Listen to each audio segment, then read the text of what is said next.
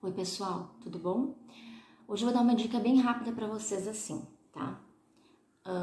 As crianças que têm receio, né, e medo de cortar a unha, de cortar o cabelo, tem medo de balão, de tinta, tá? De algum tipo de papel diferente, alguma textura, enfim. Tem medo do vaso, tem muitas crianças que têm medo do vaso. Então, assim, a gente precisa lembrar que todo medo, ele não pode ser imposto para a criança. Então, eu não posso simplesmente obrigar a criança a cortar a unha, obrigar a criança a sentar no vaso, tá? Porque isso vai causar um medo ainda maior e um trauma maior. Mas eu também não posso evitar, né? Porque são coisas necessárias. Então, ela não vai poder a vida inteira ficar sem cortar as unhas, sem cortar o cabelo. E se eu simplesmente evito isso e deixo para fazer isso apenas quando está no limite, isso se torna muito exaustivo para a criança, né? Porque aí é aquela gritaria, aquela desregulação, né? Aquele desespero todo. Então, as dicas assim que a gente costuma dar e que na teoria, né, e na prática tem tido uma melhor efetividade, é a gente ir fazendo a dessensibilização.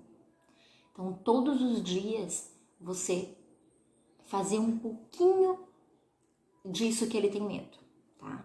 Então, digamos que a criança tem medo de cortar a unha.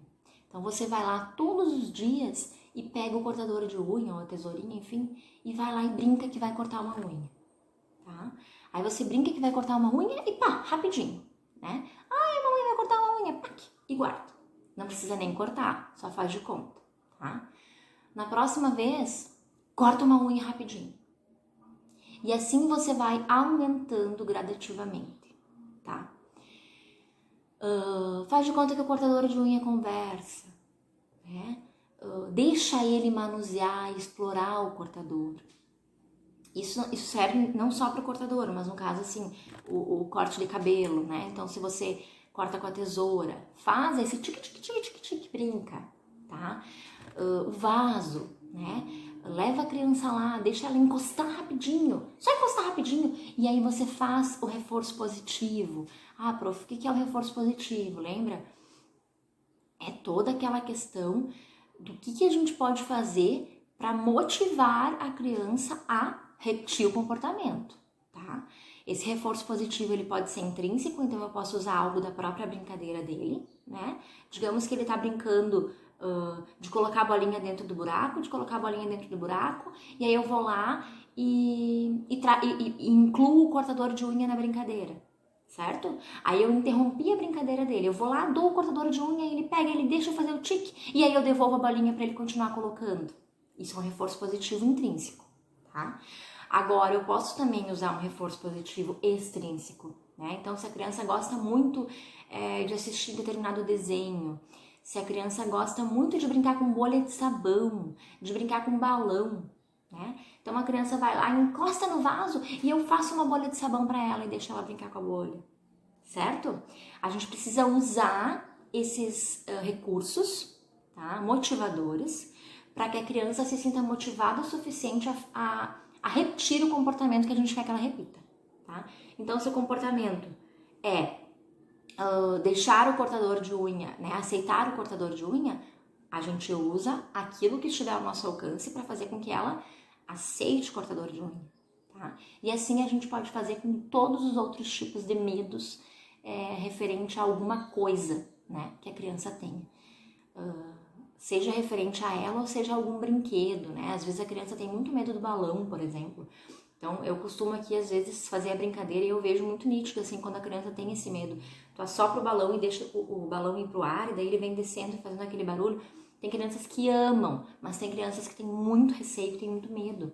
Então, como que a gente faz isso? A gente vai fazendo essa dessensibilização. Primeiro, a criança só encosta, né? Bota junto lá com outras coisas. Aí faz a recompensação, né? O reforço positivo, mostra pra ela o quanto pode ser divertido e que ela vai encostar e tudo bem, né? E que depois ela vai apertar ele mais fofinho e tudo bem, né? E aí vai sentir o ventinho e tudo bem. E assim a gente vai aumentando gradativamente e minimizando as dificuldades, tá? Que são acarretadas em função do medo, né? Porque esse receio, esse medo, ele faz com que a criança não consiga produzir, enfim, não consiga executar, né, com sucesso determinada atividade que a gente precisa que ela execute. Por exemplo, ir ao banheiro. Por exemplo, cortar as unhas. Por exemplo, cortar o cabelo, tá? Então, são coisas importantes que não dá pra simplesmente a gente ignorar, né? Ah, prof, ele nunca corta o cabelo, ele não quer cortar o cabelo, então eu vou deixar o cabelo dele crescer, e aí eu vou cortar só quando estiver no limite. Só que aí quando estiver no limite, tu vai levar ele pra cortar, vai ser uma gritaria, né? Ele vai ficar desesperado, porque ele não teve essa previsibilidade. Então isso pra ele vai ser completamente descompensatório. Então é muito importante que a gente faça essa preparação, tá bem? Essa foi a dica de hoje. Um beijo.